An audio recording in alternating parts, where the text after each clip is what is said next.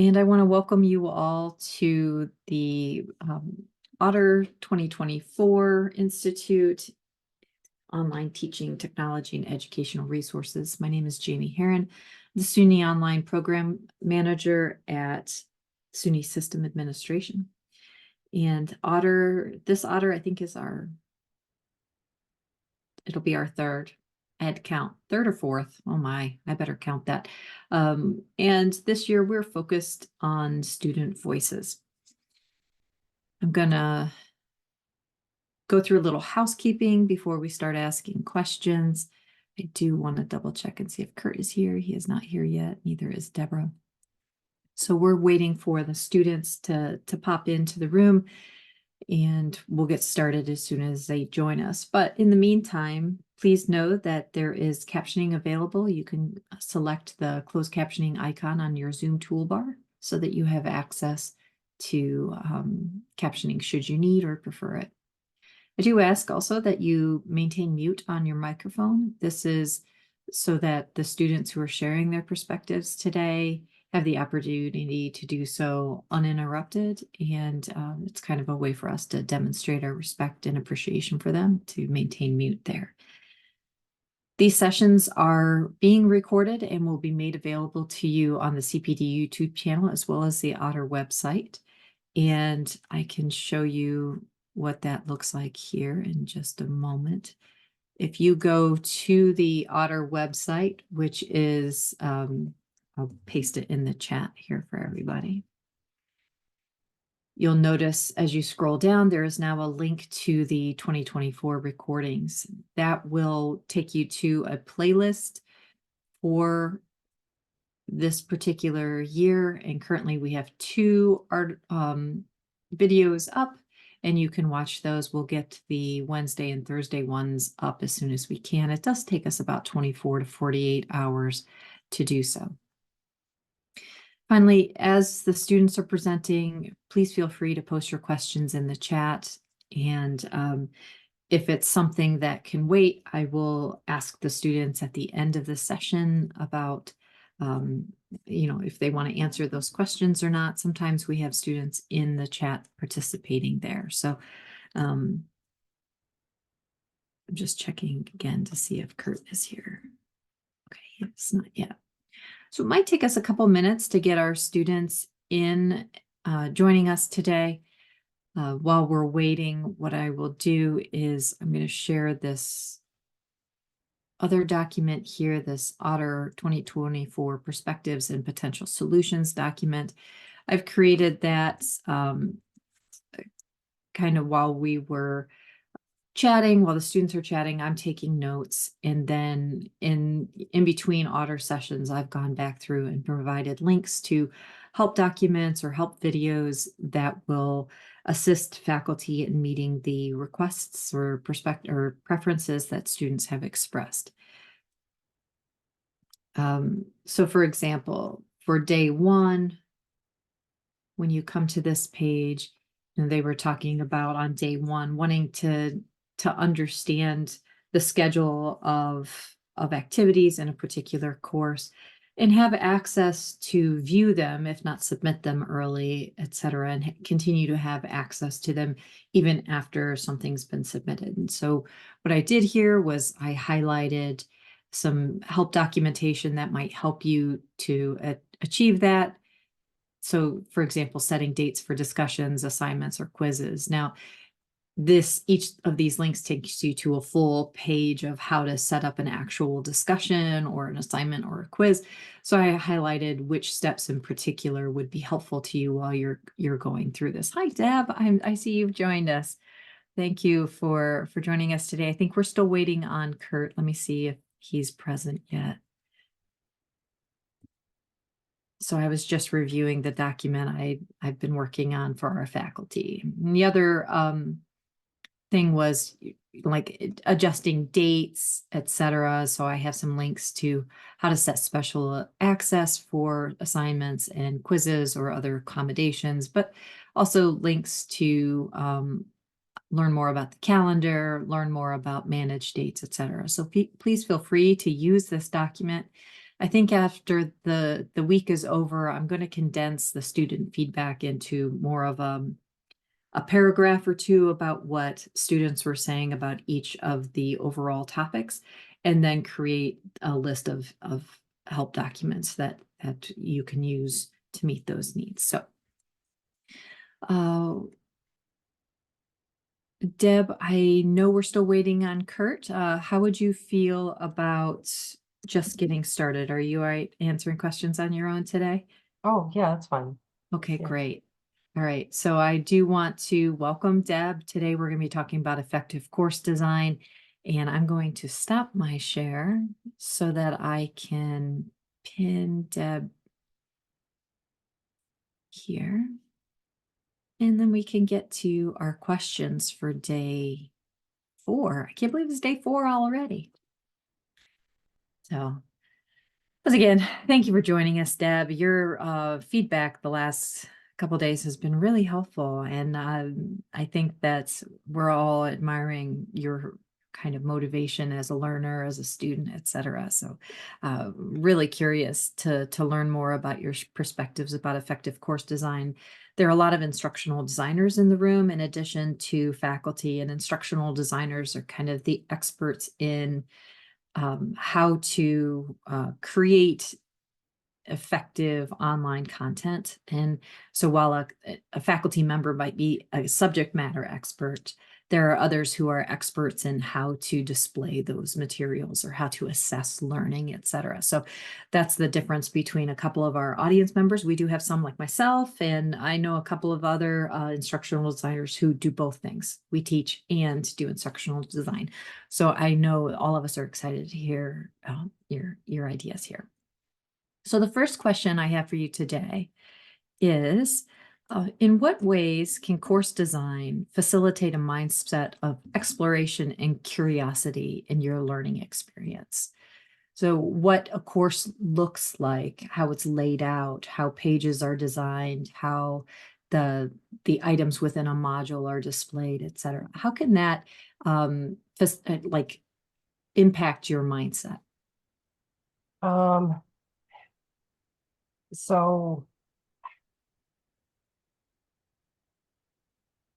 I took, so in my spring semester, I took 6 courses, and it was hard because every single course is set up differently. And so I had to create a whole new Excel sheet for myself just to track everything. So I think as far as to be less challenging, if there was more of a uniform way, because all instructors use Brightspace differently. So they have modules in there. They might have a link to go to a website that they're using for external learning. So it can be hard to tailor, I think, to tailor that to be less challenging. So the biggest thing is making sure that the course is set up in a way, for me, that it's like a date by date. Because a lot of I don't think any of the classes I did worked on a date basis. It was all module 1, module 2, module 3. So when you're taking that many courses and there's multiple modules, sometimes it can be like, oh God, was that last week? Is this week? So maybe going to a date, like an opening date or an end date, like module close date, something like that might make it a little bit easier to manage. Um, ex like exploration and curiosity. Like, can you give me, what do you think about the exploration? Like, why did you use that word? Um, I think that the idea is to have the learning materials presented in a way it's not like, okay, this, but to inspire you to want to learn more, to inspire you to be excited about the topic at hand, etc. Is there a way to display the course information in a way that is more engaging, more exciting, etc.? I think that maybe it depends on the course, honestly. Like the first thing that springs to my mind like is forensic accounting. Like that's how they found Osama bin Laden. Like somehow you like put a snippet, like an attractive snippet about the course. Like this is something like that. In math, like who developed the theorem that we're working on, like maybe a snippet about that individual that created that. Just to spark like that there's people behind these things, behind the concepts, behind the formulas, that might help. But it's just going to be a course by course basis. So, I mean, music was incredible because music you can display like this band, that band, this instrument, that instrument. So I think that one springs to mind the most that had, I mean, there were pictures on everything. So Mhm. showing us photos of bands, photos of events, um, photos of instruments and how those instruments could be used. So yeah, I think probably as far as that goes, just something along that line. Okay. I love that you gave an example in what might be a challenging course to do that, right? Mathematics. Mhm. But to provide maybe the historical context of the mathematical concept, or, like who I developed it. I find that thought, stuff interesting. I mean, right? I like That to know might that be, stuff. yeah, the more you know for us, Yeah. Gen Xers, right? Uh-huh. So, um, the one thing I wanted to follow up on was you were saying it might be helpful to have a date by date instead of module 1, 2, 3, 4, etc. And or to close those modules. So I wanted to follow up with the second part of that statement. Mhm. Earlier in the week, students were saying that they like to have continued access to materials, um, even after that particular module or their folder is closed. Mhm. So what might be a way that we could do, uh, how could we accomplish both of those things? Like leave things open and yet still make it clear which module is the current module. Is there any way on Brightspace to make a module like non-currents somehow so that it will move to the bottom or move it to another, um, God, did I have a professor do this? Like they put it in a archived folder almost. Yeah, I think I had a CD. professor do that, if I'm not mistaken. And you liked that. Yeah, because I could still go access it, but it wasn't at the top. That was part of the problem. Sometimes, if there's multiple modules a week too, you're like, oh, which one am I supposed to be working on right now? And when there's not a date, and to be honest with you, syllabuses don't always match the current semester. I get that.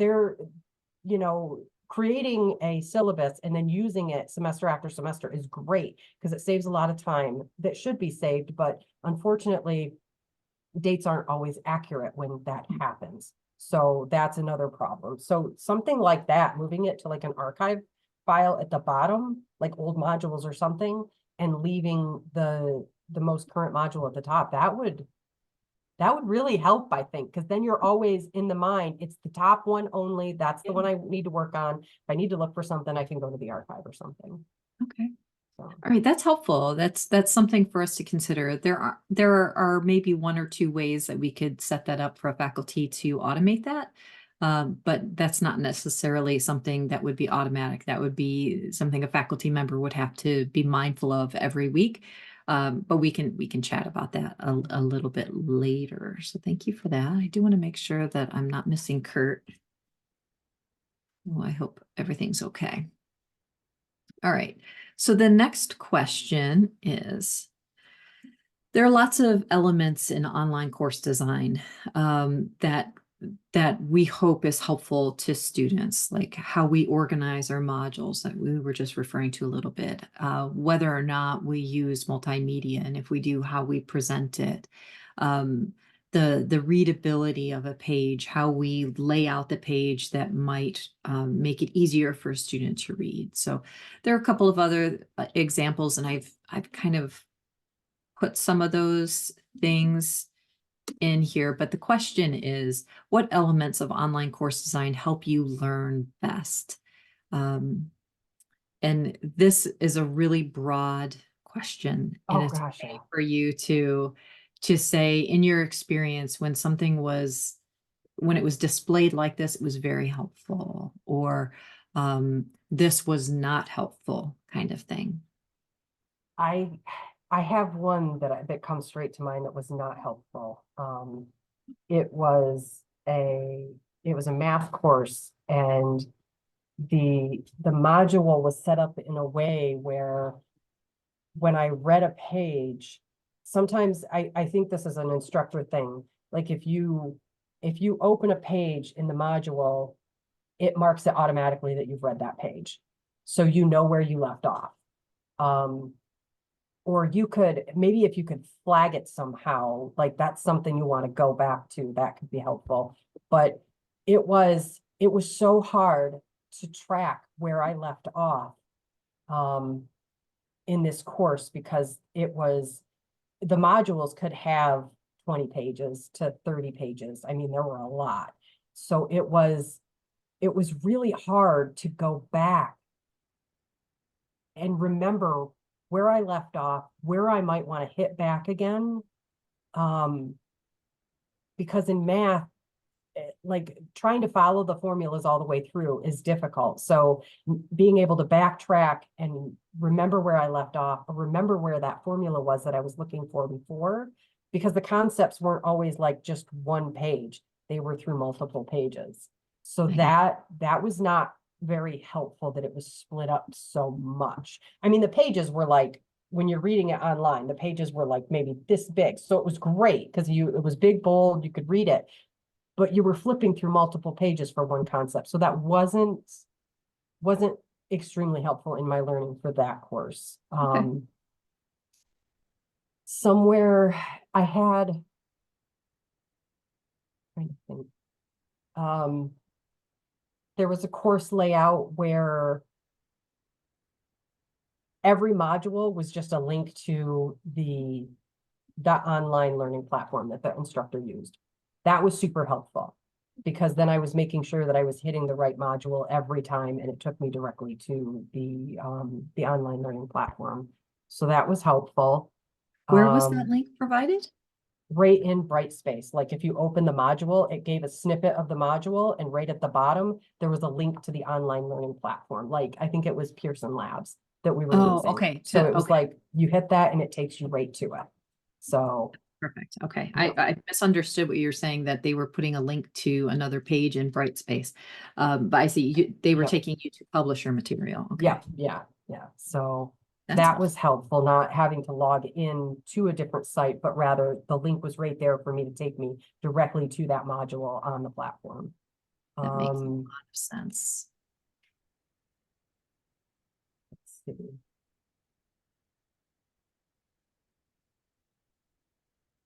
Something else I found really helpful was in Brightspace, there is there's a separate tab. I think it's on grades or something, where you can see all your assignments listed, and like if you've achieved them. So that layout, making that more prominent might be easier, because then you can see your progress easier. I think you have to hit a couple different things to get to it, if I'm not mistaken. Okay. So maybe making that a little bit more prominent might be helpful. But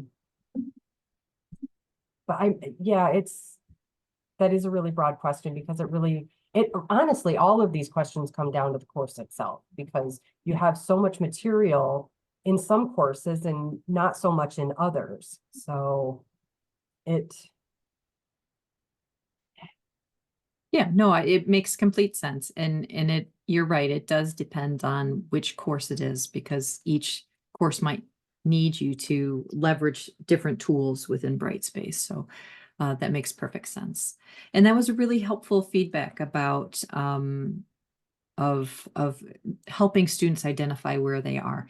If you don't mind, Deb, what I'm going to do right now is I'm going to share my screen and show you something that might be helpful to you as a student. okay.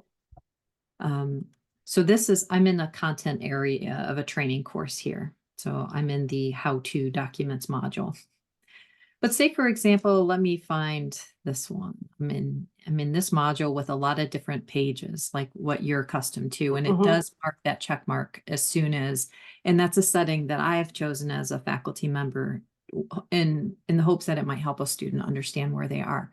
But in the event that you want to return to a page that you're not done with, say I'm learning about a design principle called Unity, you could actually click this little icon right here, and it serves as a bookmark in a book for you.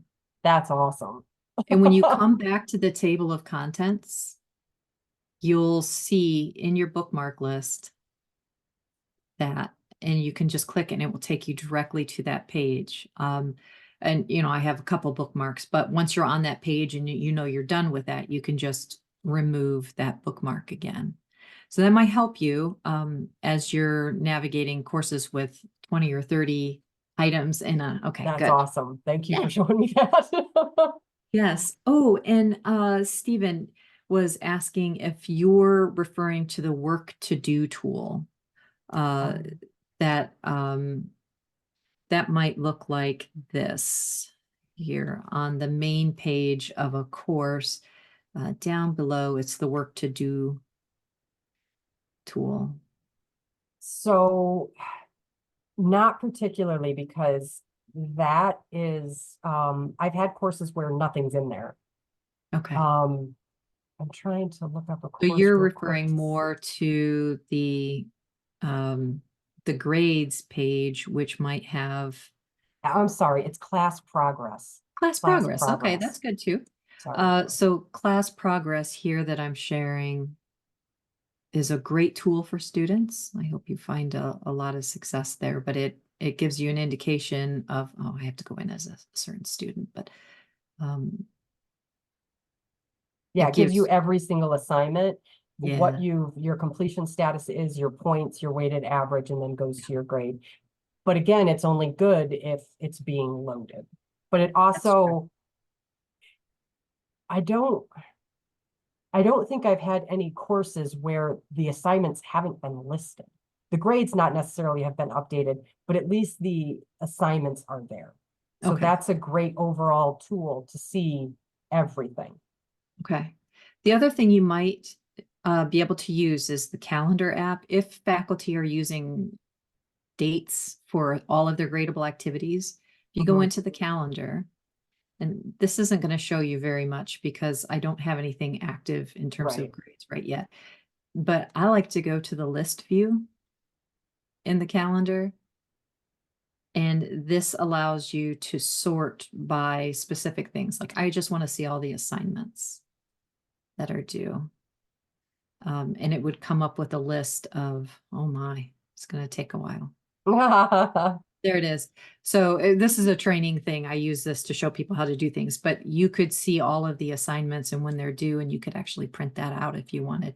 You could do it for assignments, checklists, and quizzes if you Mhm. wanted, or discussions, not checklists. But Yeah. anyway, that's another way to help you stay Yeah. organized. But that's only if the faculty member is using the calendar a lot. Right, yeah, and I think I do, now that you say that, I think I did have two professors that did not use that, so, Okay. yeah. All That's why I right. had the separate Excel, because I was like, I gotta be able to track this, because I can't miss I anything. understand. Yeah, especially if you're taking 6 courses, Yeah. that's a lot.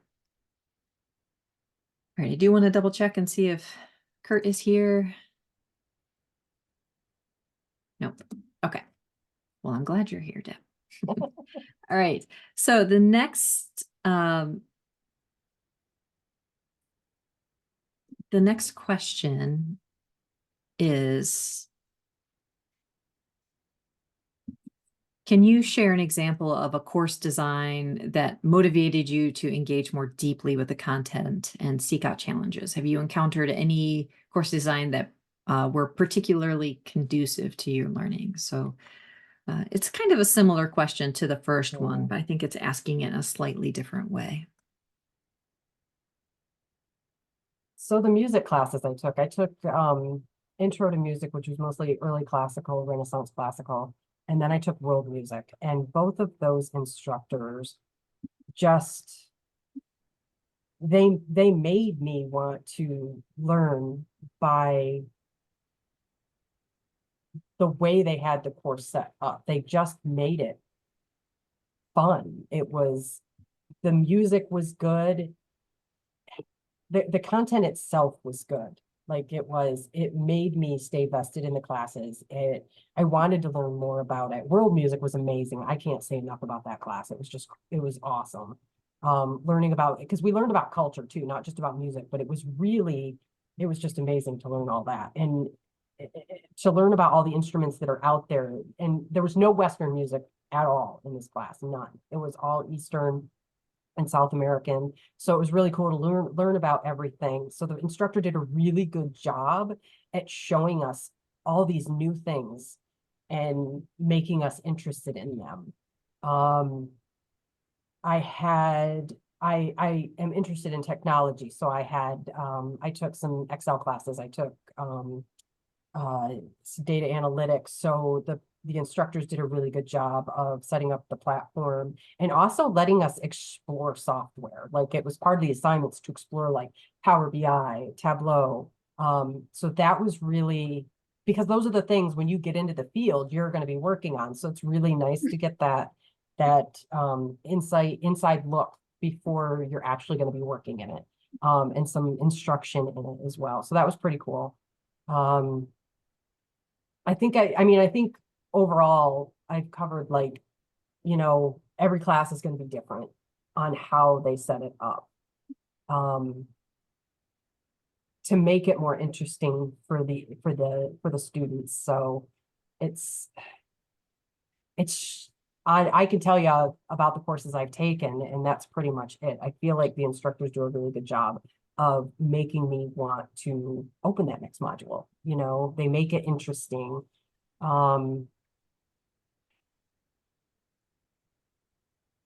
Trying to think of anything else. I got more learning out of the instructors that provided lectures as well. Like they did video lectures. I got more out of those classes because I felt like I didn't have face-to-face time with the instructor, but I felt like I did because of those. So that really helped me a lot. Can you describe what those video lectures are like, or length, or how they're made, etc.? Is it just a talking head? Are they showing us a screen? What's that look like?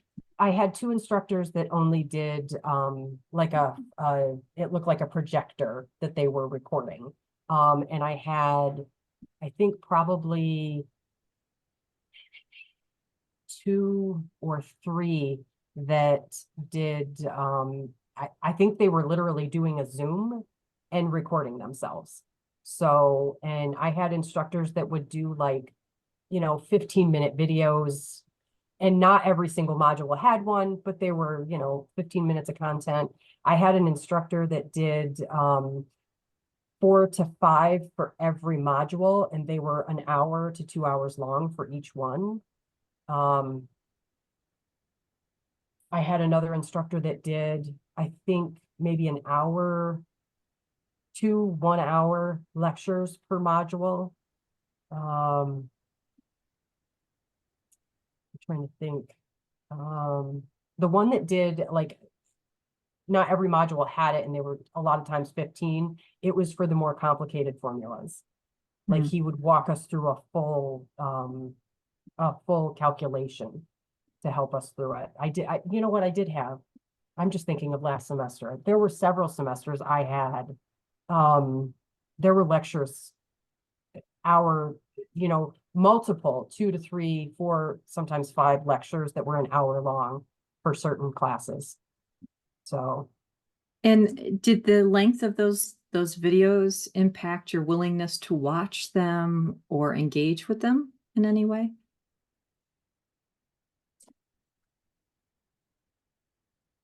I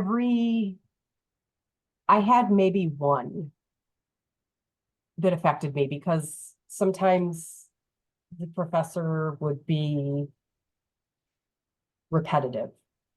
So that was a little bit hard, but I also, without those lectures, never would have gotten an A in that class. Okay. So without that, I don't know. I'm not sure I would have passed the class at all.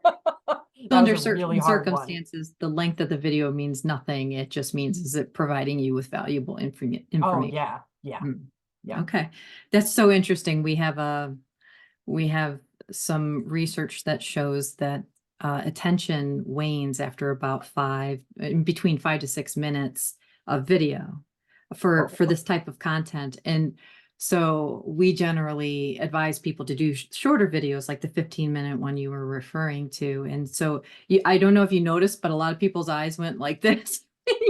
They were huge when you said oh. that they were hour-long videos. But from what you're saying, for you as a student, that doesn't seem to matter. You value the content more than the duration. Oh, So yeah. I feel like that professor, the one in particular that I'm thinking of, he was so vested in making sure that we understood every concept and how to do, like, fulfill a whole homework doing it.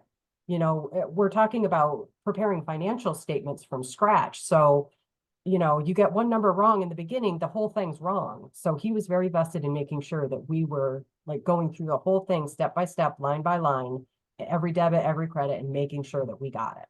So that was a pretty big deal. okay, that's great. And then along these lines, Tim is asking, for those videos, then does the production quality impact you as much? So say somebody doesn't have a big budget for making videos and they're just using a Zoom room and they're just talking with their standard laptop microphone. Does that impact you, or do you notice then that versus somebody else who has used maybe Panopto or another piece of technology on campus that allows them to have something with a higher production value? Does that not, I what's your don't perception? I don't think I ever had any issues with hearing professors, um, understanding them. I mean, the one professor that I keep mentioning, he was, I'm not sure of his ethnic background, but he had an extremely thick accent, and it was still, I still got everything I needed out of it. Nice. So, and that was the one that did, I believe, just video recorded himself doing a Zoom. So, and yeah, that worked out really well. Perfect. Yeah, I think there's multiple ways you can do it. And I don't think I had an issue with any of them. I think I had one professor that did video record his actual classes. Mm. And he had the camera on his projector. So when he got a little bit far away, sometimes his voice got lower. So that was the only issue I ever saw or I ever had with the videos, but it wasn't awful. I could deal with it. Okay. So All right. Well, that's really helpful. I think you're making a lot of people's days right now. So, all right. Um, do you think that there are any kind of design elements that you might include? And that might be like the way that text is formatted or colored or underlined or inset, outset, like when you look at something makes you want to engage with that material, or the way that an image is located on a page, etc. Does that or is there anything that you might encourage us to use in terms of design that might support a culture of you wanting to learn more, etc.? on each course, maybe just making sure that the content is uniform and not, and all I mean by this is just like use the same font for every single, if you're putting up like notes or anything like that, use the same font for everyone. If you're bolding headings and then doing bullets, make sure you do that for everyone. Because then for me, that uniformity helps it flow better. So if every single note is in a different font and it's not bold here, but it's bold there, it's not bullet here, but it's bullet there, I'm like, oh, well, no. I'm like printing page after page and trying to change it myself because it's not, that's what I need, that uniform setup. So Yeah, Deb, we might be best friends. Like that is that is one of my not pet peeves necessarily, but it's one of the things that my eye goes to. And I'm like, why are you writing it like that? It didn't look that like that on yeah, Page, Yeah, yeah. I have a hard time with that. You get distracted by things that shouldn't be distracting. Absolutely, that's what it is right there. It's a Yeah. distraction. Yeah. And also one of the things of that's following up with your comment about it being uniform is when you can predict that my instructor highlights all of the like glossary terms, or that they use bullet points to say these are the things that you have to do in this order, et cetera. And so then as you're moving through, you have use that formatting as a heuristic, right? It allows you to take shortcuts in your brain and It spend more does. time. So, oh my goodness, Donna, she had an instructor that had a different color on every word. Oh God, yeah, I would have dropped that course in a hot minute. I appreciate Wow. that. Yeah, wow, that would have hurt. That would have Like the hurt. eyes are not meant to read information in that way. They're Yeah. not. Like it's To be wow. fair, there's a tool called B Reader. Is that what it's called? It's an accessibility. Carol's nodding. It's an accessibility tool, and that is they do that. They alter the color of the text specifically for people with reading disabilities. So Okay. it does help them, but in general, that does not help the general public that don't have a reading Oh, disability. So while that's let the tools do that. Just use yeah. that font, right? Let's stick to it. Mhm. All right. So for you, it's not, doesn't seem to me so much about which elements you're using, just be consistent in using them. Yes, yeah, absolutely. But maybe don't have rainbows in a sentence, like the Yeah, full, no, I don't think that would be good. especially a bright yellow, hard to Yeah. read. Uh, So this is gonna follow right in that same vein. And what design weaknesses have been obstacles to your learning? Have you encountered any course designs that were particularly obstructive to your learning? And you just said if you had seen text that was like that, you would have been like, I yeah, can't, I yeah. literally can't. But is there anything else that might make you react that way? I don't think I would drop the course because I would have like challenged myself. It's one of those things, but It's okay to I, be I hyperbolic. I was just looking at Brightspace for one of the classes, and I'm trying to remember going back, and I think one of the issues that I had was when you're selecting a class and it is showing you like your welcome, your ice break, your email policy, your syllabus. I had one instructor that had one square and it was everything. And then you opened it up and then you had to scroll and just keep scrolling and just keep scrolling until you got to the next thing. Okay, so So they had one module and everything was a link within that single module. yeah, that challenged me way more than it needed to because having to scroll through was not fun.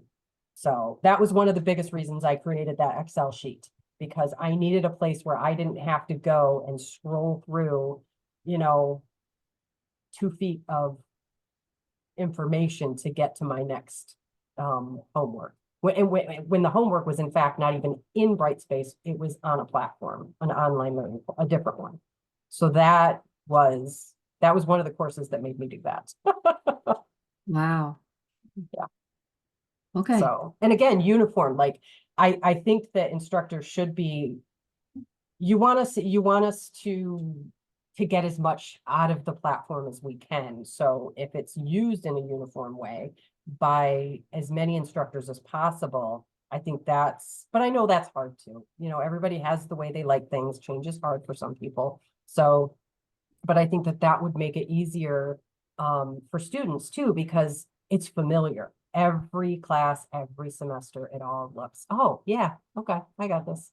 So Yeah, I think that that's a great point that we try to keep in mind when we're talking to faculty or designing our own courses is making sure that I'm not doing something that is so incredibly different than somebody else, so that when someone takes Jackie's or Timothy's or Corey's course and they come into mine, they're like, oh, this is familiar enough. I'm all right. yeah, Right?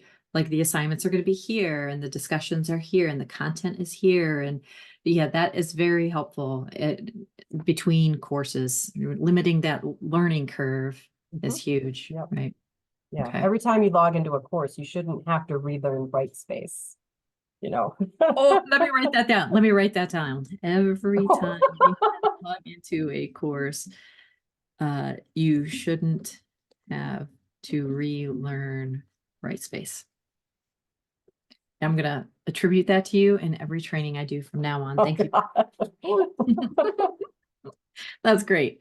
All right, so let's ask a question here. What suggestions do you have for improving online course design based on your experience? I honestly think we just covered that. Okay. Like, I really think that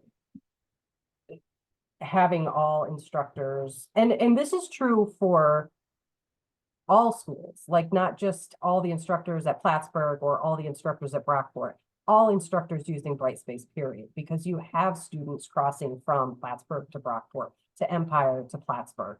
You know, so if you're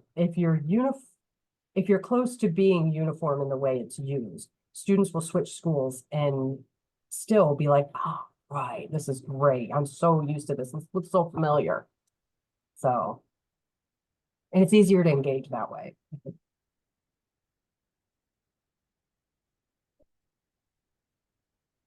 I see a lot of people like, yep. Yep. We agree 100% with you, Deb. That's great. All right, so how does the digital learning environment, and let me define what that is. We call Brightspace here at SUNY our digital learning environment. And the reason we do that is because it is intended to be something you were just describing perfectly.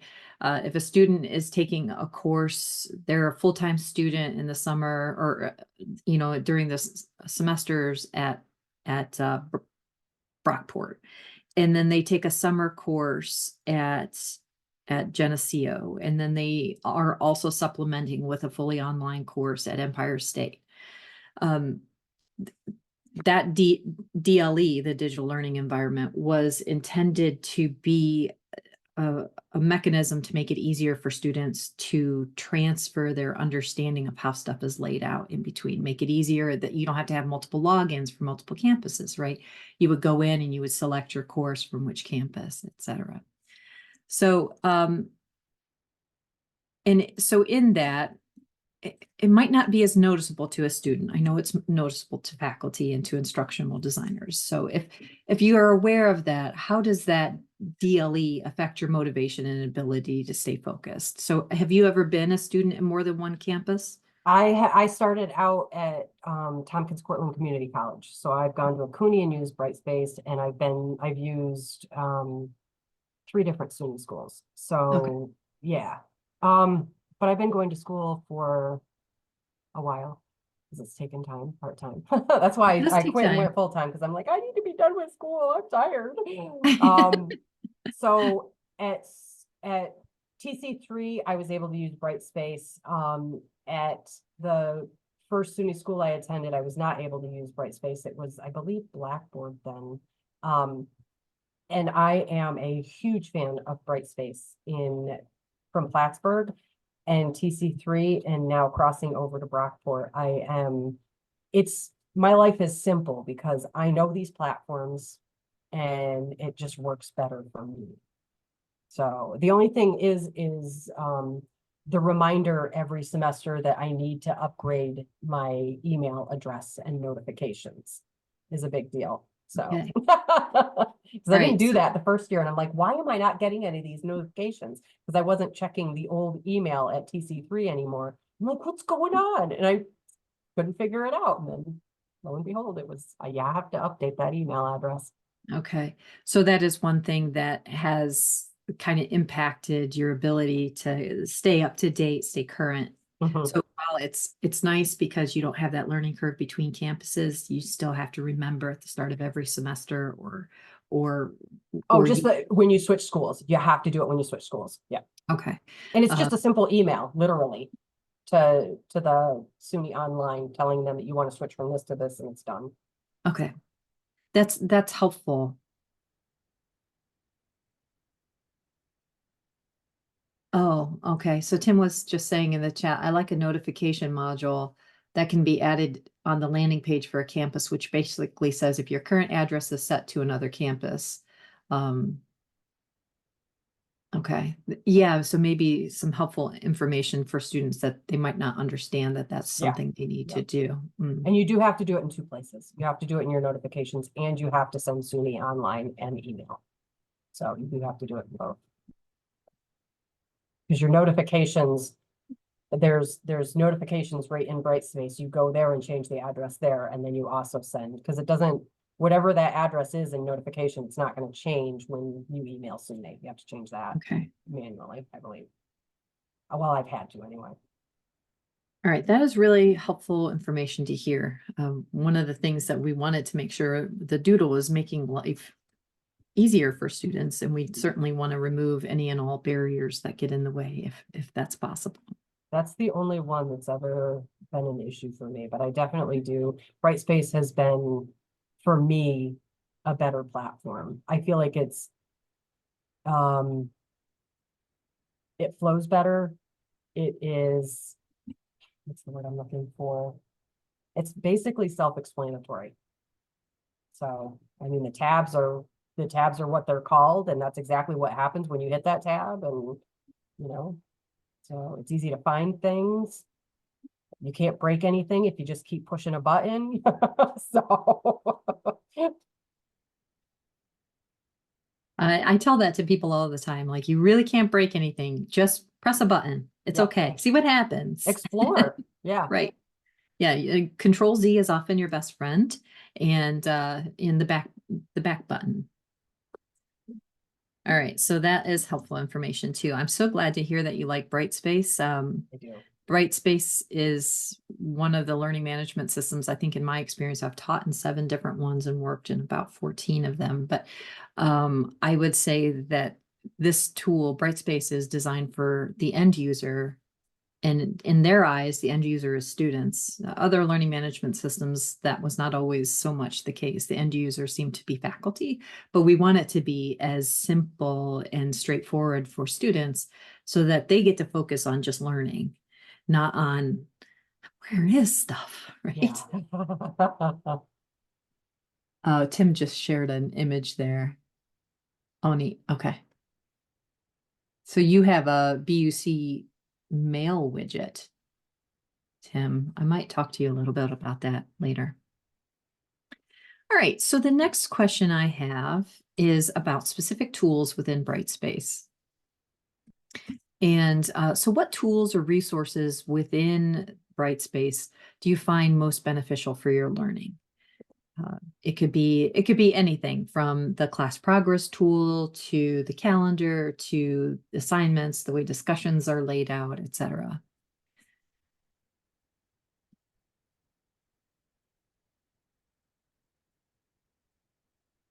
And you know what? It's okay if you don't have an answer. Don't feel pressured. I mean, it's course by course. Yeah. The video lectures I have found extremely helpful. Interactive simulations, I'm not exactly sure what that is. So An interactive simulation might be something like Rachel Hagerman was a faculty member who was here yesterday, and she teaches like clinical laboratory technician stuff. So maybe a simulation that shows how you would put a sample of like, I don't know, like a throat culture, swab the throat and then put it on one of the agar plates or whatever other plate. And so you could practice doing that online, right? Not in real life. So yeah, I don't think we had, like, I didn't have anything okay, remotely so close to that. So yeah. okay. Discussions are a huge thing for me. I love the discussions. I feel like I need them because I need to connect with classmates. And it expands your way of thinking is how I feel. Because when you're reading other people's discussions, it opens you up to other people's thoughts, and sometimes it can change your mind on how you're thinking about something. And I think it's a pretty big deal. And it's a good way to connect with people if like a lot of the instructors have a separate like ask a question or student discussion board where you can ask each other questions. Are you are you struggling with this? Because I am. Have you guys figured out a way to get through this problem? Or without giving answers. I never had an issue with that where everybody just openly giving answers or anything, but it's just like, I'm struggling with this. Anybody got any advice? Or, sometimes people would come up with like websites, like check out this website. It helped me through this problem, things like that. So That's discussions great. are big for me. So that opportunity to interact with your peers in a non-graded format is also helpful to you, that you Yeah. can almost use it like a study hall, or like a shared group room in a library where you're sharing Yeah. resources. Yeah. Okay, great. I think every course should have that so that you can connect with others. Okay, perfect. We actually, when I was going to SUNY Plattsburgh, my last semester, there were some students we got together and we actually created an online club for accounting students. And it's outside of the SUNY system. We use Discord. And it's where, to bring in alumni, they bring in speakers. And it's just a place to gather about our profession, our careers, talk about internships that we've done, just a place for everybody to get together. Because when you're an online student, you don't necessarily get that connection. So, and that connection can be vital depending on what you want to do in life. So that discussion piece is where I found that before we started the online club. Oh, okay. All right, interesting. And that was a student-generated club? That wasn't something that the campus kind of initiated? That was something students were like, we need this? So the campus did, in a way, because they kept holding like forums and finding out what we as students wanted and needed more out of our education. And that kept coming up, that we can't connect. It's hard because we're not on campus. We don't see the same students. We see them in discussions sometimes, but if you're not seeing someone and creating those friendships, it's harder to stay connected with people. So hopefully that's what this club can do. So, Okay. and I'm going to stay involved with that and just become an alumni so that I can keep going back. And it's also nice because they bring in speakers to talk from the careers that we're looking at. So Nice. Sure, that's motivating to continue with your coursework when you see other people who've been successful. Yeah. Okay, great. All right, next question here is, how does the relevance of course content to real world scenarios influence your engagement and learning? So you mentioned earlier that forensic accounting was actually used to identify where Osama bin Laden, Laden. Yeah, they right? trace the money.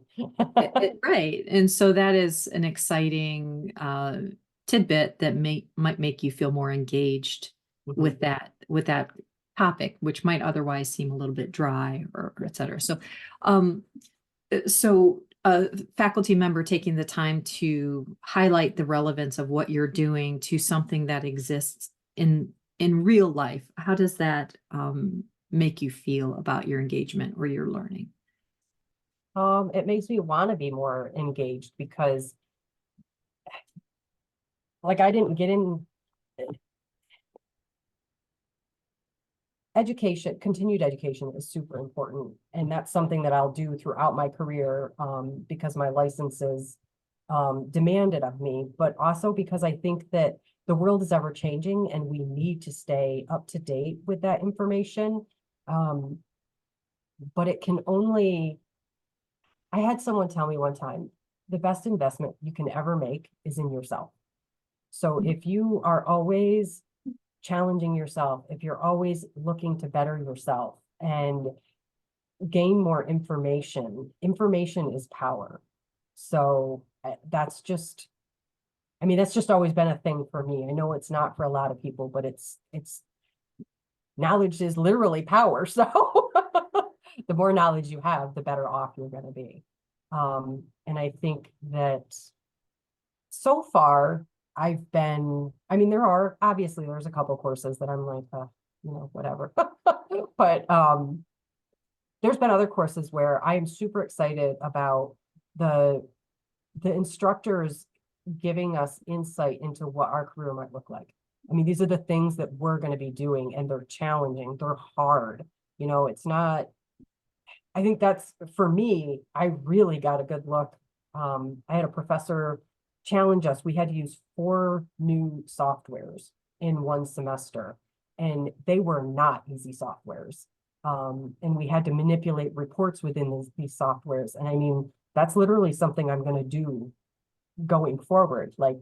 So getting that inside look was huge for me.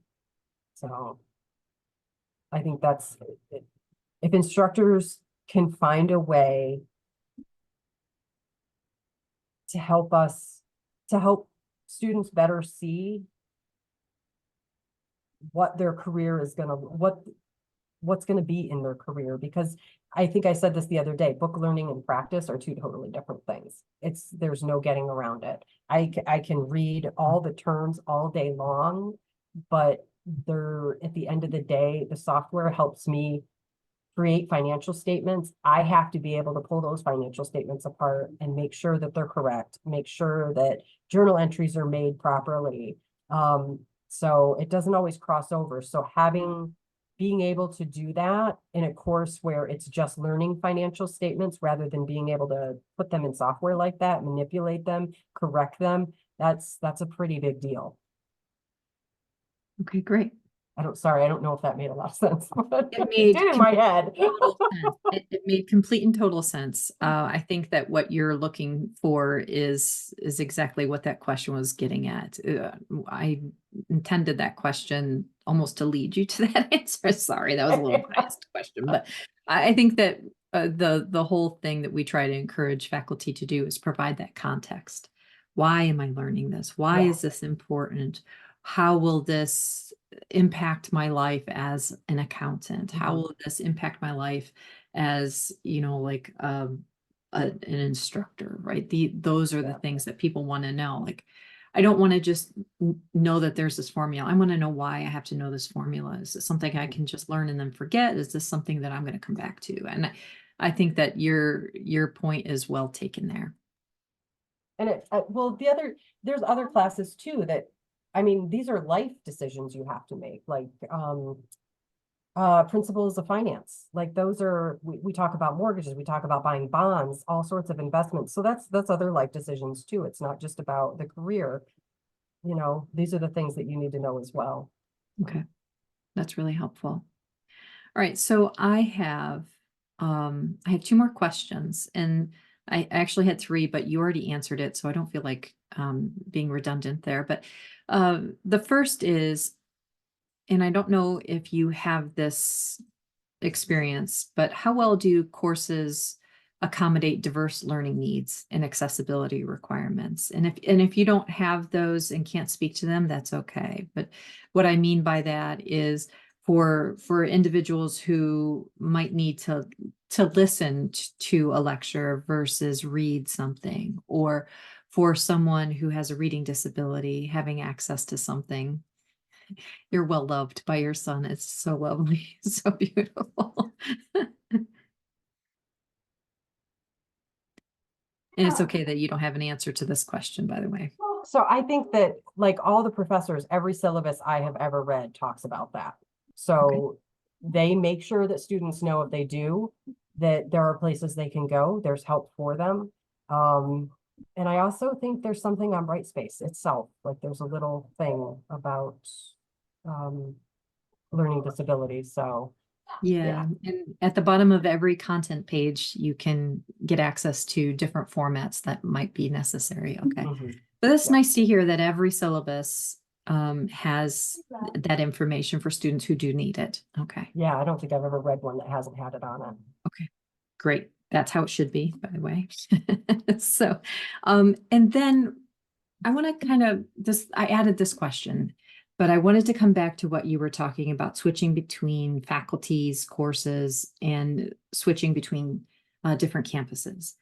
What are the elements or things that you would like to see uniform between each course, between each campus? Like things like the navigation bar where you can select the link that takes you there. The way that a module is laid out, like with an overview, the learning resources, the gradable activities, etc.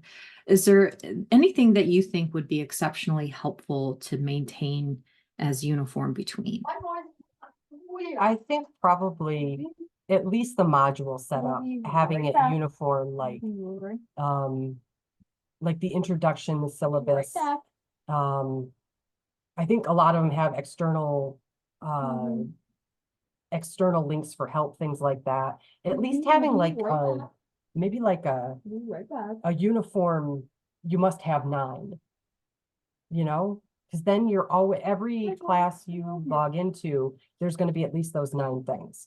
Do you know what I mean? Like there's always going to be introduction, there's always going to be syllabus, there's always going to be discussions, like it always have those 9 things. Or I don't know, 9 is just a number I'm saying. No, but I understand what you were doing. yeah, You're saying like these are the essentials. yes, Right. absolutely, right there. Yeah. Like you should always have 4 to 5 vegetables a day. You should always have, like, these are the minimum Yeah. requirements that you should Yes. have in your courses. Okay. Yeah, because I mean, then you have the one professor that does has one module with every single thing in it. So that kind of breaks it up, and then you're getting at least a module with the syllabus in it. Please forgive.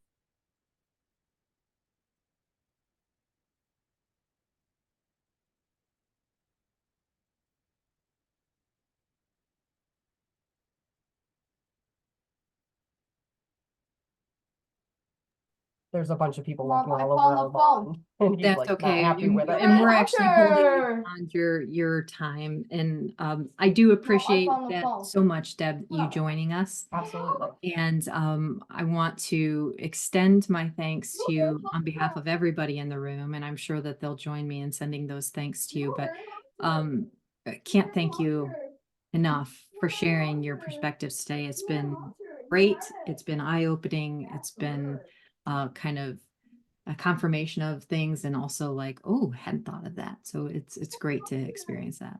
I appreciate that. Thank you so much, All right. everyone. Thank you. And, feel free to stick around, but if you have other commitments, you can, of course, step away. And anyway, people are posting. So thank you so much, Deb. All right. So I think that was a great experience, very helpful to have her sharing that. So I'm going to stop her video because she stepped away. I'm not sure she intended to do that without doing that. But I think we got some really good feedback, things that most of us would have assumed was standard, some things that might warrant us going and having conversations with other faculty on our campuses, with other instructional designers, maybe our distance learning leaders, to get some things. So what I'd like to do now is open this up to see if anybody had any comments or thoughts about something in particular that was said today before we kind of go down through those questions and discuss them in more depth. Anything that jumped out at anyone?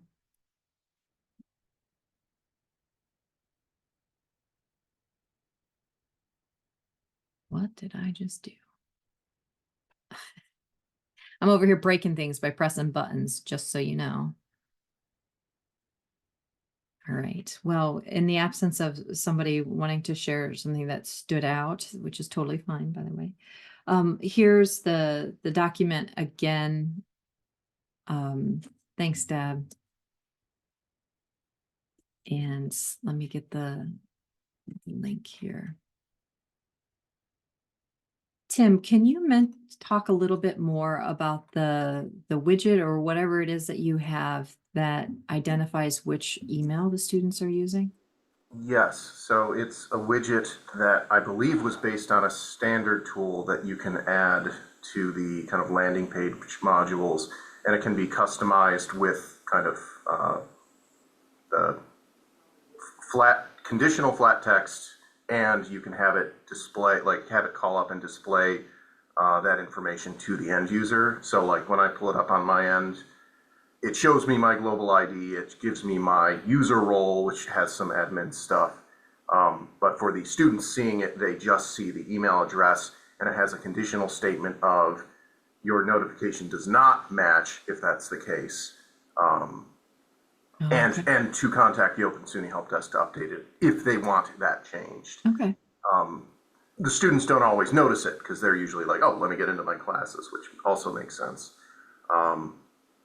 I can put you in touch with, I know Megan Pereira, who is the director of our instructional design and distance learning team, who I think you may be familiar do with. know I'm not Megan. sure. Okay, yeah, Yeah, yeah. I know her. She was the one who fully like found and implemented that. So that Okay. she is a great resource for that. She's a great resource for a lot of things. So, Darn tootin'. darn tootin'. Are you from the Midwest? Not so much, Northeast. You're from Buffalo. That almost counts. So, okay. Thank you for that. I think that if that might be another one of those things that if your campus has that particular widget on the course homepage, might be another item for us to direct our students' attention to. And I did for day 3, I mentioned that I would provide some resources about helping our students understand how to use Brightspace a little bit better.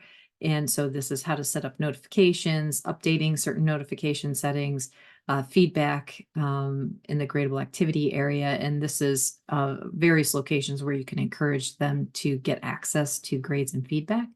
But if your campus does have that widget, you might want to include that then in how students might better use Brightspace to make sure that their notifications are going to the correct email. And that's one of the disadvantages right now for the digital learning environment, because everybody's in the same instance of Brightspace. If you have a student who is attending classes at one campus and then switches campuses, it holds on to that old email, and the student's going to have to update that.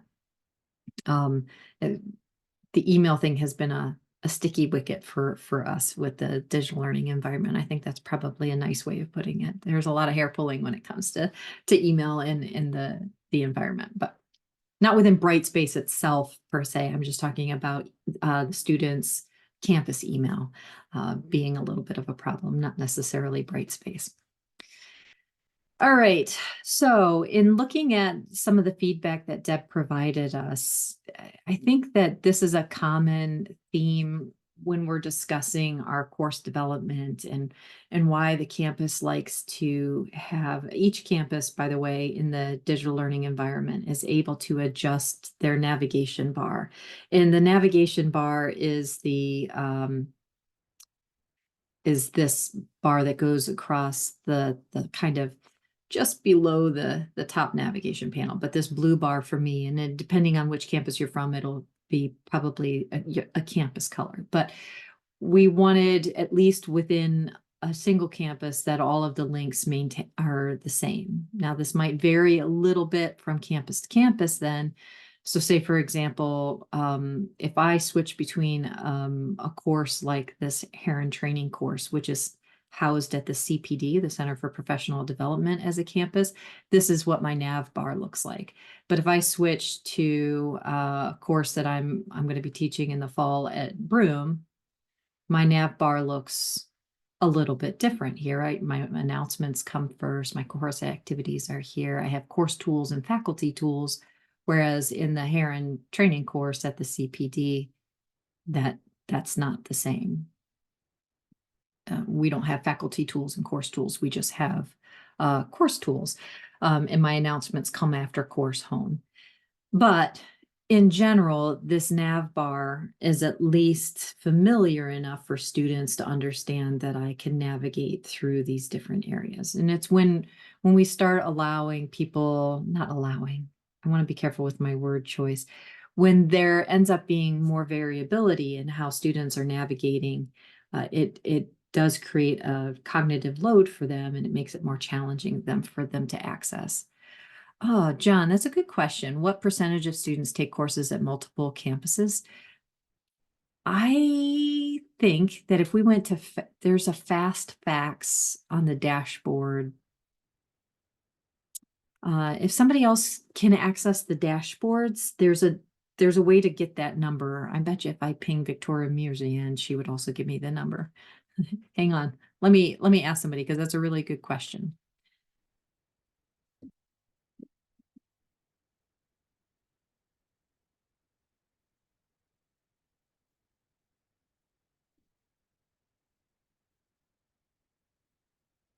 All right. So I just pinged somebody about that question. She runs the dashboards for SUNY, so she should be able to get that information for me. But it's actually a pretty decent number, John. And I think even if you just consider the number of students that take a summer course and not necessarily at their home campus, that ends up being a lot over the course of a year. Yeah, so Maureen, I see what you're saying. A student taking multiple classes at multiple schools may not want to change the primary email. And I think that's probably okay to not change that primary email, but wanting to ensure that if they are no longer at that campus, like I think Deb was kind of hinting at, if she doesn't use that email anymore, but all her notifications were, she had to switch it to the one she was currently using. It's nice that they have the opportunity to update that themselves. But reflecting on this first question, when each course is set up different and they use different tools, they don't use the calendar, they maybe set things up in a way that works better for the faculty member, but that resulted in the student having to create a spreadsheet for all of the assignments, for all the things that she had to do. So the request to have a more uniform way to present materials would be great. I would love to get a sense of how many faculty or instructional designers use the document templates in Brightspace. If people aren't familiar with what that is, that's okay. That's an indication you don't use one. So if you want to pop in the chat whether or not you use, so Laura's saying absolutely all the time. Eric is using them. Love the templates. Yes, I love to see that. Okay, Ben. I'm seeing a lot of instructional designers saying I use the templates. What about faculty? What are the faculty doing? Okay, David, all the time. Oh, an easier way to update them. Interesting. Use them sometimes. Okay, one of the great things about those document templates, by the way, is when you use those document templates, it creates that predictable font formatting, etc., that Deb was talking about today. Same D, I'm an instructional and I use them in my teaching. So in particular, when she was talking about the 20 to 30 links per module with just a couple of sentences on an individual page, for me, that's a great opportunity to use a document template called an accordion, which is not what I use for this page. Hang on, let me find one. But all of these use document templates here. Nope. Hold, please. I know I use them. So this is another example, by the way, of a document template where it's using this specific type of formatting, etc. And if every faculty member used this document template, it would be really easy for someone to get an idea of who their faculty member is, but then know exactly which page they had to go to get that contact information. Here we go. So for those of you who don't use a document template in Brightspace, it's an option when you're creating a page in Brightspace to use a document template, and then there are 11 different templates that you get to choose from, or 10. It's 11. It's 11. But at any rate, this is what's called an accordion template, and each template comes with, an image or some way that it's displaying that makes it look like an actual web page. Looks really nice. But say Deb was taking a mathematics course and she needed to learn about 5 or 6 different concepts, 5 or 6 different things about a single concept. That's where I would use an accordion. And I would say, today we're going to learn about whole numbers. And I should not talk about math because math doesn't make sense to me. So let's not talk about it in math. Let's talk about examples of hierarchy, where we can use headings. We can use space and white space. We can use document templates, et cetera, and using lists.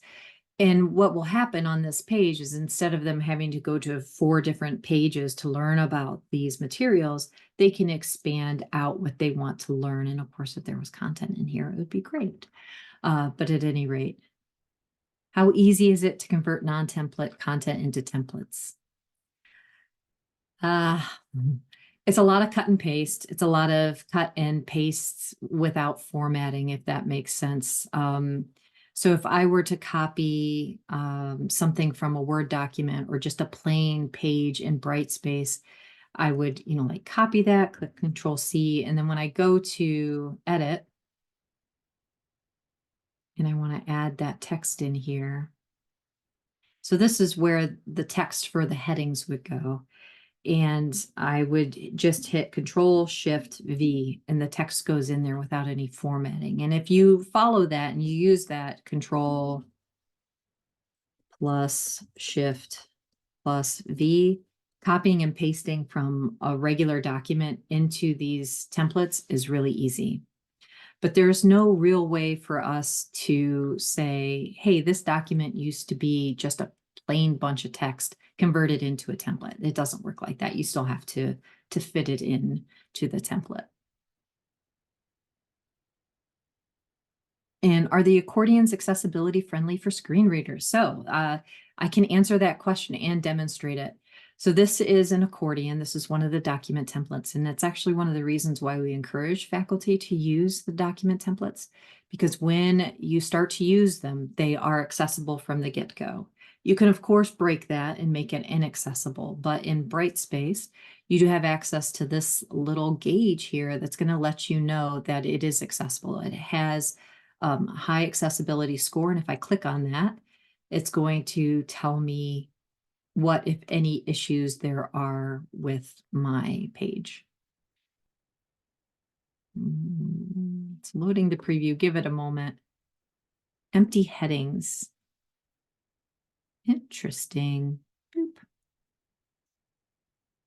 Apparently there was some sort of empty heading in my page, but you can click on that gauge, fix whatever it's indicating that it's broken. But these are accessible from the start. They work with screen readers. They work with the other accessibility formats or alternative formats that are available down here.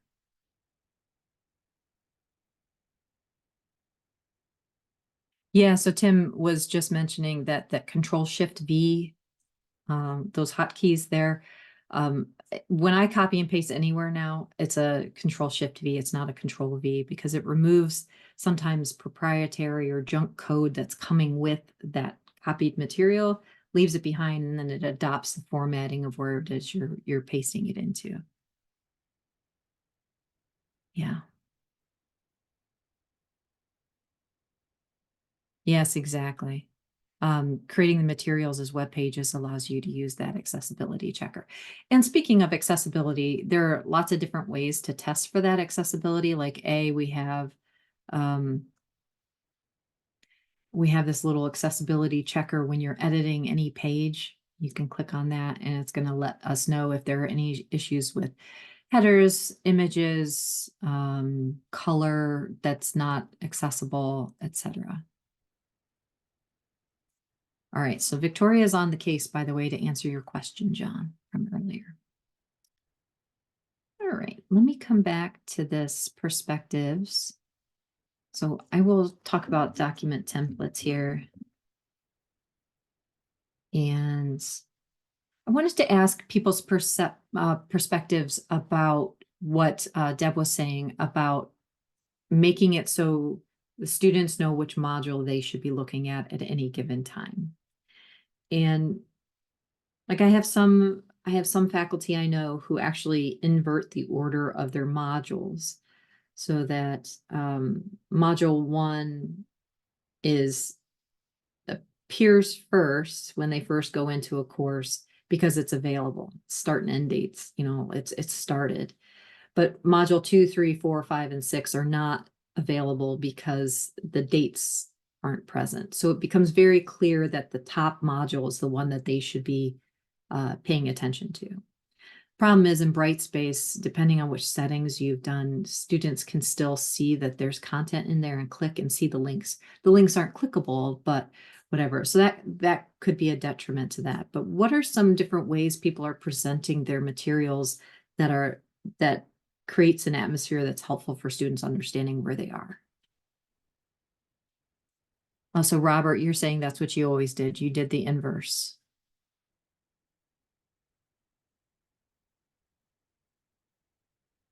Yeah, when they scrolled, they could get lost fast.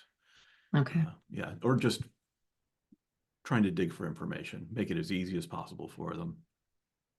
So what you were doing is, I'm going to pull up Yeah.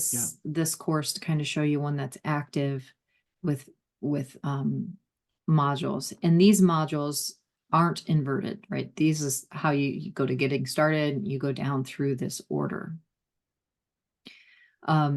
But that's mostly because this is a completely on your own kind of schedule, go through these modules. But other faculty, yeah, they invert it. So my course management would be at the very top, and getting started would actually be at the very bottom, because that's not the one they need to get started with anymore. And has anybody ever done the I'm going to move? I don't want to do that in a live course. Let's switch. You could move materials that have already been covered into an archived folder. So I have an archived training modules. You can see I have a lot of stuff in there. So once they were done with the CIT 2023 module, they could just drag and drop it right in there. But then at the beginning of the next semester, they would have to move it back out. That's where I was talking about. I'm not aware of an automated process that would allow that to happen for folks. Does anybody know of anything?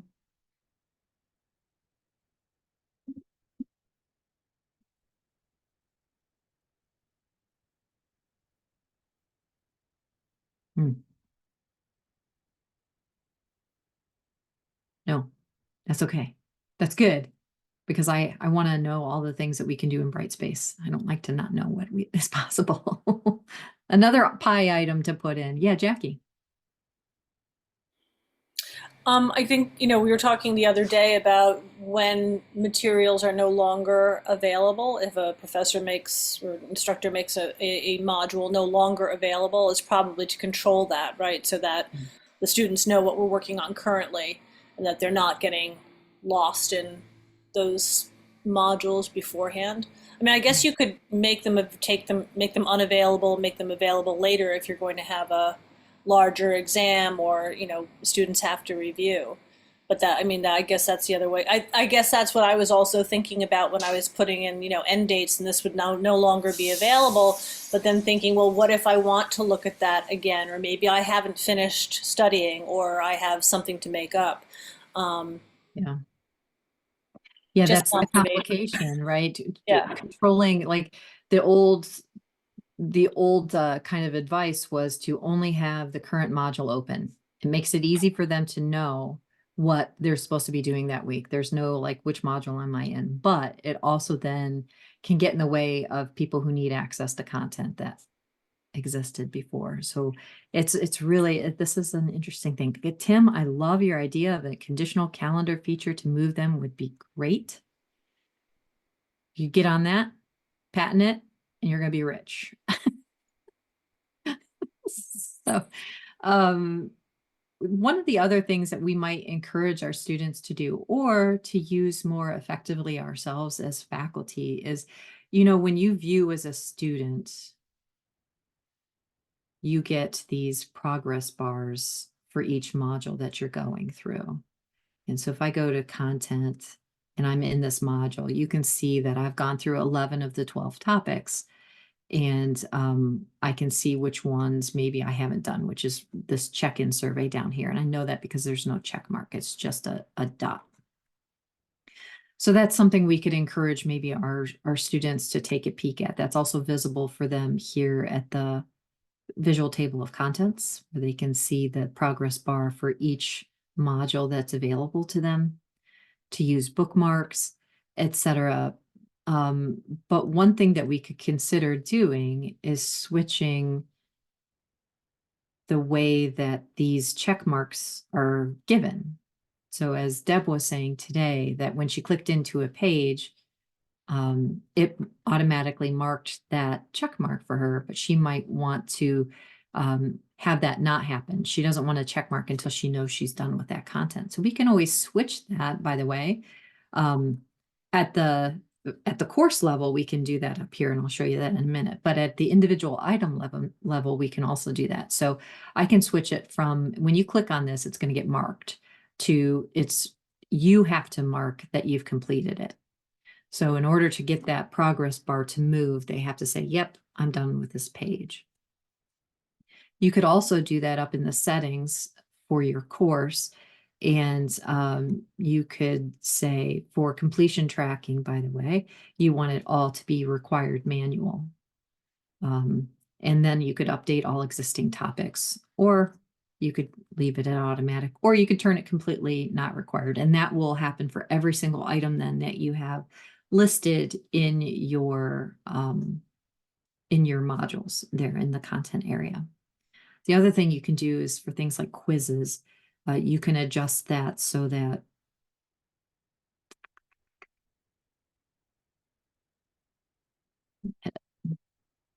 you can make it so that completion tracking is only checked if they have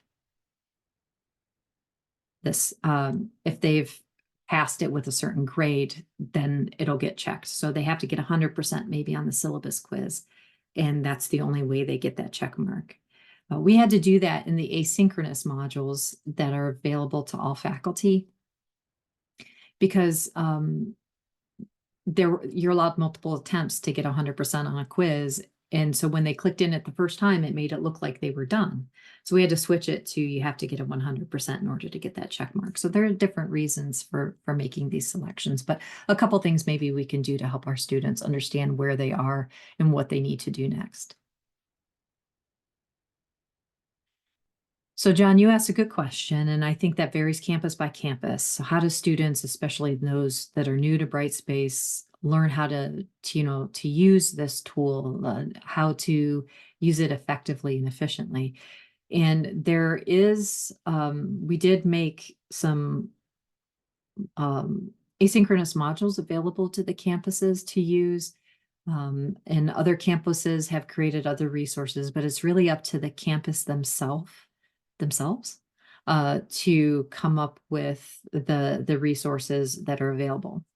For myself, for the courses I teach, I actually require my students to go through those learning modules, and it's one of the low stakes gradable activities in week 1, where they have to have gone through the student modules, learn how to use Brightspace, and then they get a certificate.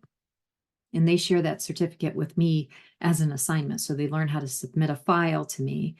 And when I see that they've completed those modules, then they can get access to module 1 in my course.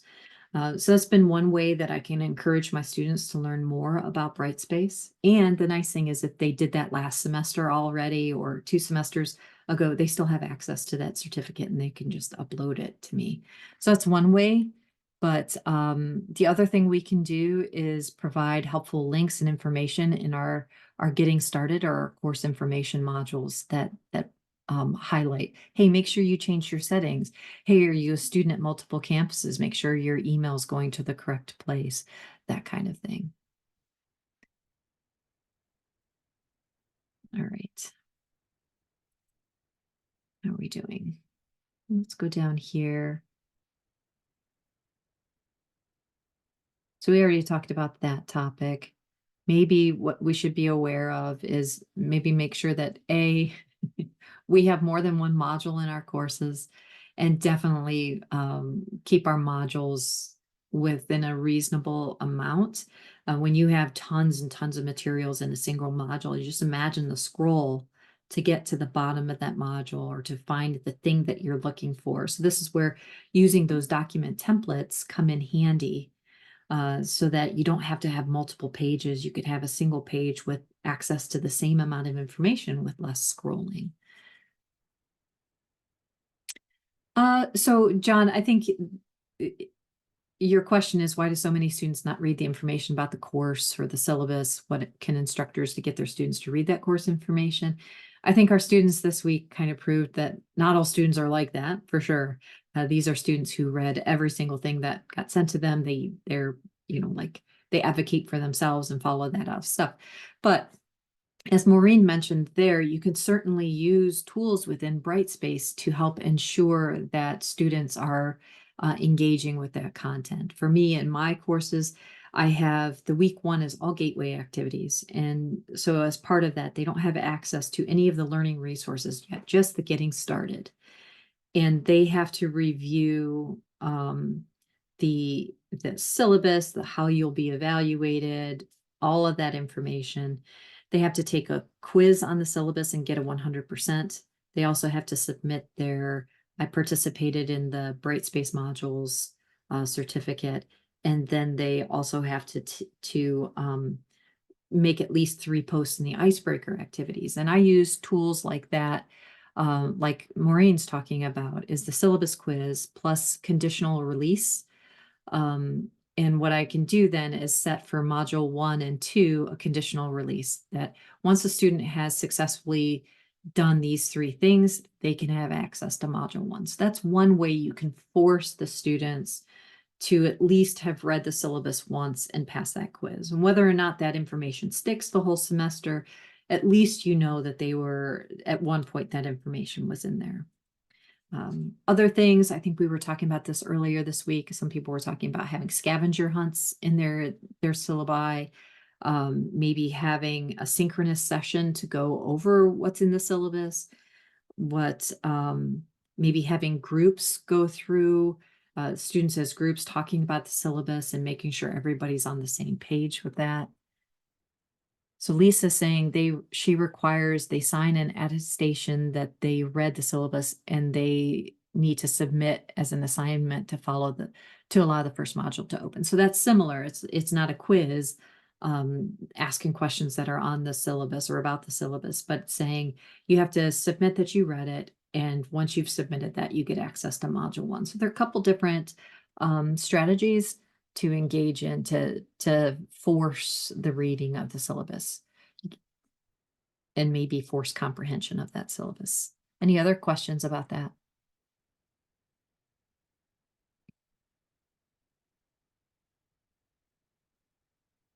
I'm also curious about how people give students easy access or digestible information about what gradable activities are due and when in their course. Is there, like, I use the course calendar and I encourage my students to go to that list view of the calendar and print that out because it's got like little check boxes next to everything that's due. But I'm wondering what other people do in their courses to help students understand what's due and when, like at a glance, not just the weekly announcements that we're putting out, but what a student can look at and say, yeah, I now know everything I have to do over the course of this semester for this particular course. Any suggestions, ideas?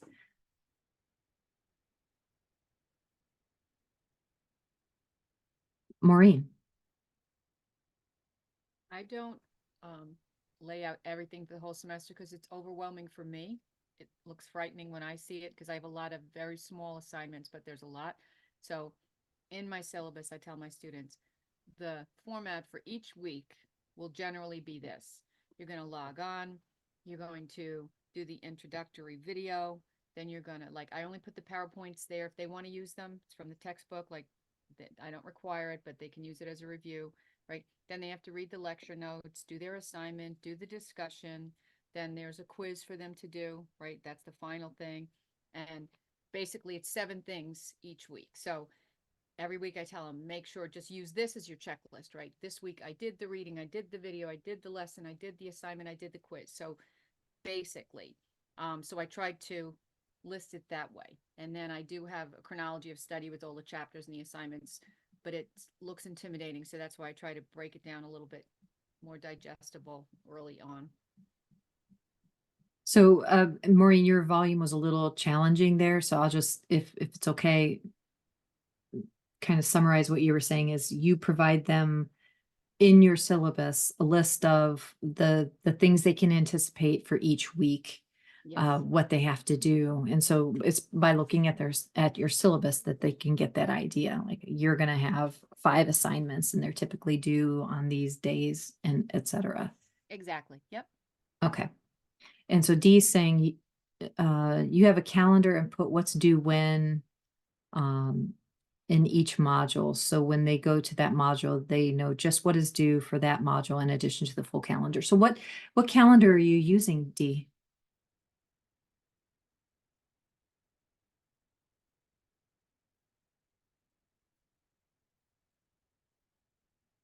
We'll wait for her. Feel free to pop Sorry. that. That's okay, Dee. Yeah, no, sorry. I have the calendar, a course calendar in my syllabus. So every week is laid out. Hmm. And I put that also in the deconstructed syllabus in Brightspace. I also have the due dates that go onto the Brightspace calendar. And so then if they don't want, they can print that out if they want to. But if they just want to take things in chunks, then I have a document in each module that's just what I have to do this week. Okay. So they can consume it however they like. Okay. That's a good idea.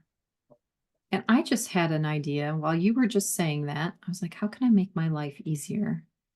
Like, what if I went in as a faculty member after I changed all my dates and I have everything to run, everything's all set for my students? What if I went into the course calendar?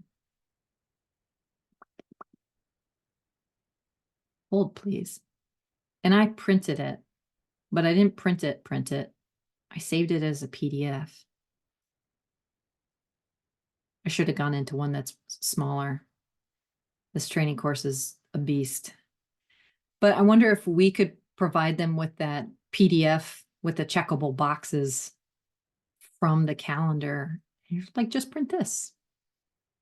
I'm going to do that this semester. Thank you all for inspiring me to do something different. I love that. Okay. And then John was saying each module has a to-do list. Each to-do list and modules have the same format. Well, that's great. Jackie, you had something to add? I actually had a question. I love the calendar, and when I saw that list, and you could just pick up on your assignments and I love that so much. But on that same page, there is a window for tasks, and then you can add a task. Is that something like that a student would do for themselves? There's nothing that automatically goes into those tasks. It's just if I see an assignment I have to do, I can make a list of things that I need to do for myself, like, read this or watch this video or take this test so I remember. Or how is that tasks bar, tasks window used? I don't know the answer to that question. He said, I don't know the answer to that question. And all right, hang on. I'm gonna log out as myself because I have to know the answer to this question. Because that might be something else that we can help our students with. And let me log in as a test student. So let's go in as Jane.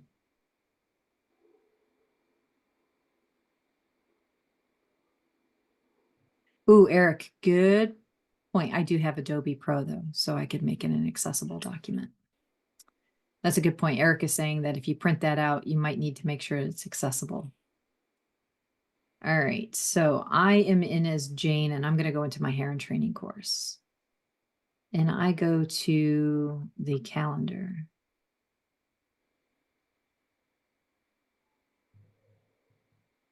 Can I add a task? I can add a task. What does that mean? Add a task. Do I have a due date? Oh, it's got a due date. Save that. And does that have add a note to this or fail. All right, add a task. What does that do? Today's the 22nd. It's due on the 29th. It's due on the 25th. You have. Oh, did I do it on the 25th? Thank you for remembering. I didn't remember. So let's go to tasks. View all completed tasks. I don't know. Does anybody know how this works? Robert, do you know how this works? Sorry, I just hopped back on. What did I miss? Oh, Start over. what did I miss? I think But it appears that it's something that the student, the person who's using this calendar uses for themselves. I mean, I don't know. Can I give a task to my students? Oh, the task tool? Yeah. The way I understand it in this area is that it is something, yes, for the faculty to use to keep track of things. for their students or for themselves. For themselves, I believe. So then if I'm in as a student, I can set dates for myself because I'm in as Jane right now. Well, then, yes. Okay. So, See, yeah. we're in the same boat. I've never used it like that, but that could be. So it looks That like you could be a- can't, are you saying like, can you assign them for somebody else? I don't think you can, right? Yeah. All right. Well, that's worth exploring. Okay. That, I like thinking outside the box. Thanks, Jackie, for that. All right. We got about 15 more minutes. Let's see.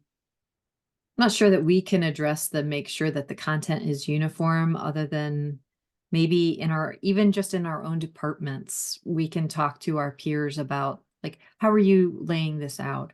Can we agree that in this department, we have this many modules or that each module is going to be laid out this way? We use these document templates, etc. I know that there are some departments that do that. They create their own style guides, like the EOCs have created their own style guides. They have a template that they follow, etc.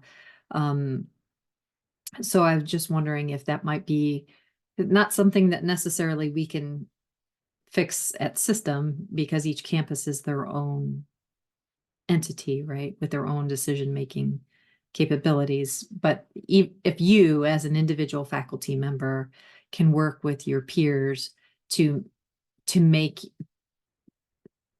increase the uniformity, to encourage that uniformity, because we know that that impacts our students. So worth talking about. Yeah, I mean, she came back to this again and again, that uniformity is kind of critical. Good spell, right? We talked about that. It was encouraging, by the way, to hear that she does enjoy Brightspace. She finds it fairly intuitive, fairly easy to use. And I think that's great. Does anybody else on campus or on your campus have networks that provide opportunities for your students who don't come to the physical campus? Do you have ways for them to connect with each other? What does that look like?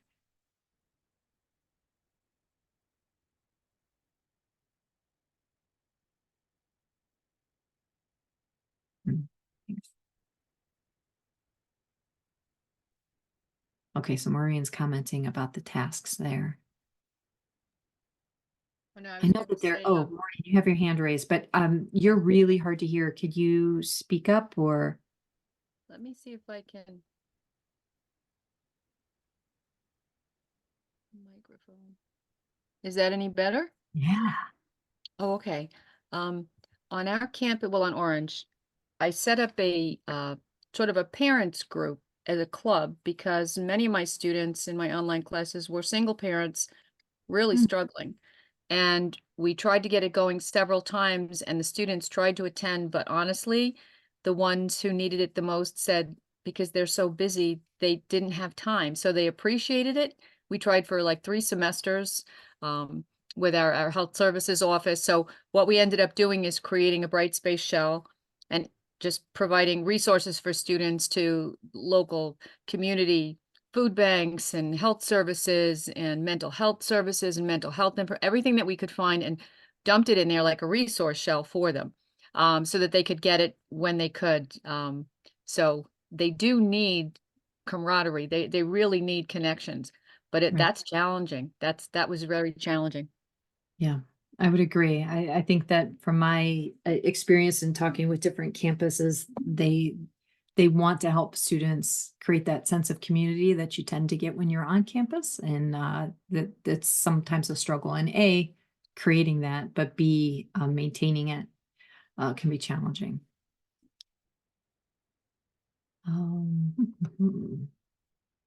I skipped that one, by the way. I was happy to see that she indicated each syllabus she has the resources available to students for accommodations, accessibility. And I think that's a requirement. Am I wrong in thinking that? I know it's a requirement on the campus I teach on. Like there's a syllabus template and it has to be in there. But I didn't know if other campuses require that. Thanks, John.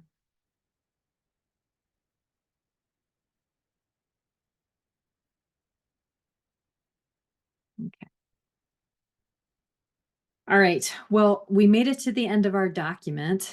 Is there anything that people would like me to demonstrate today, to play around with in Brightspace for us to experiment? We can experiment more with tasks so that we understand what they do. I've never honestly played around with them, but I'm certainly more than happy to do so. Let me see. I don't have anything in that one. Yeah, you require that. And like the campus I work at, they provide you with the resources and all of the links associated with it. So you just copy that and paste that right into your syllabus so that it has it. And then we have to actually submit our syllabi and have them reviewed to make sure that it has all the things. Which is kind of great. And I don't know if that's my department that I teach in or if that's a campus requirement, but I definitely have to do that. All right. Well, that's the end of today. What I could talk about course design all day. Does anybody want to talk about anything else with course design? What document templates we could play around with? Yeah, us too. Jackie. Jamie, one of the templates that I seem to be having trouble with is the video lecture. If I want to embed a video link, embed a code, and I've done this where I've written, an explanation as to what we're going to be looking at or whatever. But when I go to put the video in, I must be doing something wrong in that box because somehow or another the video takes over the whole page and then all of the text is gone. Yeah. So is there something in particular? And I know that I've screwed things up if I go too far and I erase, parts of the template and I have to start all over again. But I think I've been able to do it successfully once, and I was just wondering if there's something I should be paying attention to that clearly I'm not. So this is the document template you're Yes. working with? Yes. All right. And so you're adding context here. Right, and it disappears when I put the video in. All right. So this is tricky. And I have found that I have to put the cursor before the direct link here. Then I do a backspace and you can see that the cursor's here. Then I do one more backspace and so it's here and I hit delete. And I don't touch anything. I leave the cursor right there. Okay. Because the directions are, start the video, then pause the video, then get into the little margin. Yeah. So don't follow the directions. Put your cursor here in front of direct, backspace twice, and it's going to be there, and then delete that video. I don't even need to play the video. So I'm going to come to YouTube and I am going to grab a video. Oh my God. So cute. I'm going to click the live stream here. I'm going to come here to share. I'm going to grab the embed code and copy that. I'm going to come back to this page. My cursor is right where I want this video to go. I come up to insert stuff. Come down to enter embed code. Click next. Going to give me a preview. Click insert. And that should work where all my Yep. there. The trickiest thing is getting that cursor exactly where you need it to go. So just one more time here. You backspace twice, Yep. then you Right. delete, Back, delete, and then leave my cursor there. And that might be part of the issue. Like, where's your cursor when you're doing right, it? and So then insert stuff, okay, find the Enter. video. enter embed. Oh yeah, sorry, I skipped that step. I already had that. I copied the embed code. Okay. I come back here, enter that in, click next, happy, insert, and it should go right there. Okay. All right, I'll try that. Thank you very much. Yep. Your other alternative is because that only that only allows you to have one video per page, really. I mean, you could have more than, I guess. You can. Sure. Like, so if I were to put my cursor on this side of the, oops, sorry. See, it was not on the right side of the, oh, needs to be indirect. Right. I could do insert stuff again and grab another video if I wanted to and do this and click insert. Incident. Oh, is Oh, this what you're talking about?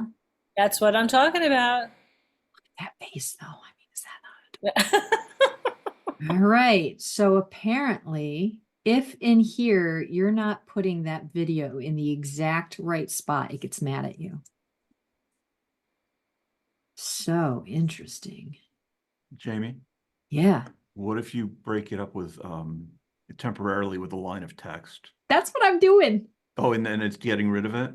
We're thinking the same thing. All right. So I'm going to insert it right here. You can tell Robert and I have worked together for a long time. Right.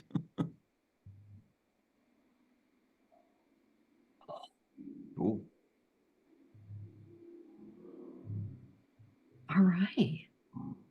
Well, that's a quirky little bug, isn't it? Well, I mean, I'll be happy if I can get one in and be able to, include some explanation. Yeah. All right. So what I might do instead, though, I never use this template, by the way. Instead, what I do is, oh, I got to get a title. I actually, if I have more than one video, say I have 3 videos, I actually come into the module and instead of creating that video page, I upload it, I create a file. And then this one is the accordion document template. Ah, okay. And in this case, I get rid of everything except for the 3. That's if you have 3 videos, right? Yeah. Okay, And right. if you have 2, then you would use the You accordion. choose to 2. So I would say, like, watch these videos. I had a question about it. So you can just insert or add the embed code in the accordion itself. Yep. Okay. And so there.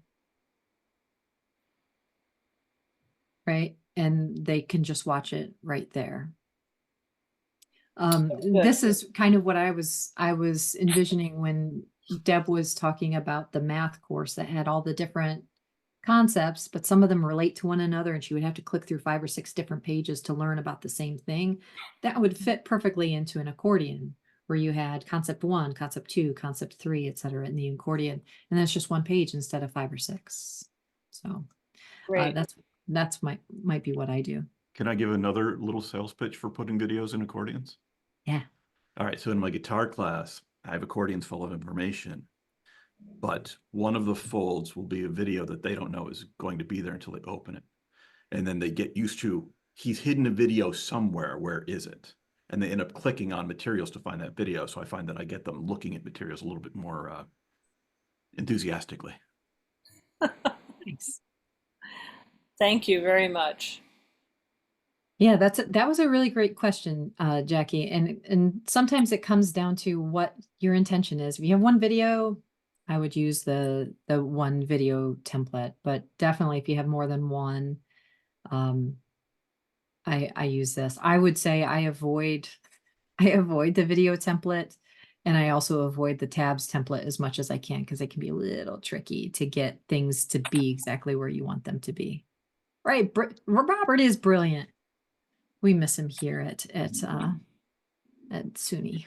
So he's at a campus now instead of with us system. That's okay.